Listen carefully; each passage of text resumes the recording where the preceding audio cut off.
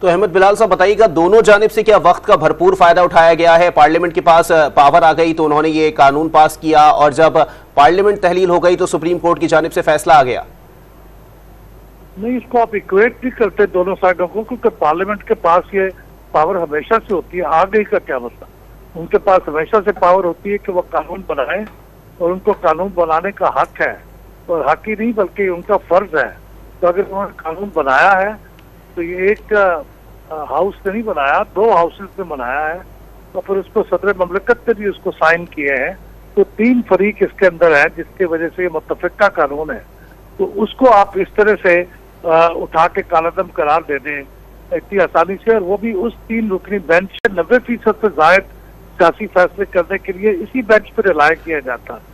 یہ بات اگرچہ کہنی نہیں چاہیے، بہت افسوس کی بات ہے، لیکن اس بینچ کو بھی اتنا ابیوز کیا گیا ہے اس قسم کے فیصلے لینے کے لیے کہ یہ بھی ایک قابل اعتراض سی بات لگتی ہے. اگر اس کو کرنا ہی تھا تو پھر کسی بڑے بینچ سے کراتے یا فل کورٹ سے کراتے، کیونکہ پارلیمنٹ کے متفقہ پاس کیے ہوئے قانون کو کالعدم کرنے کے لیے ایک بڑے بینچ کی کم از کم ضرورت ہوتی ہے. اچھا احمد صاحب، یہ بتائیے گا، جیسا کہ پارلیمنٹ سے تو یہ پہلے بل پاس کروایا گیا، اور اب جیسا کہ آپ نے بتایا کہ جیسے قومی اسمبلی ڈیزالو ہوئی اس کے بعد یہ فیصلے کا آ جانا، اب چونکہ یہ فیصلہ آ گیا ہے، اب اس فیصلے کے کیا اثرات مرتب ہو سکتے ہیں موجودہ حالات پر؟ دیکھیے، اس کو ریویو کے لیے 30 دن کی مدت ہوتی ہے، اور میرے خیال میں اسپیکر نیشنل اسمبلی کو اس کو ضرور ریویو کے لیے جانا چاہیے، اور وہ بڑا کرٹیکل ٹائم ہوگا.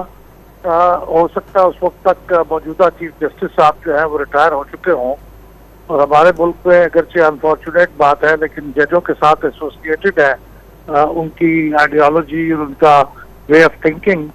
تو اگر وہ اس وقت تک ریٹائر ہو چکے ہوں گے تو ہو سکتا ہے کہ پھر ریویو پٹیشن کے جواب میں جو سپریم کورٹ کے اندر کارروائی ہو وہ مختلف ہو جو اس فیصلے سے. تو اس لیے ریویو کا انتظار کرنا چاہیے کہ ریویو ہوگا، اور اس کے اوپر دیکھنا چاہیے کہ سپریم کورٹ کیا کارروائی کرتی.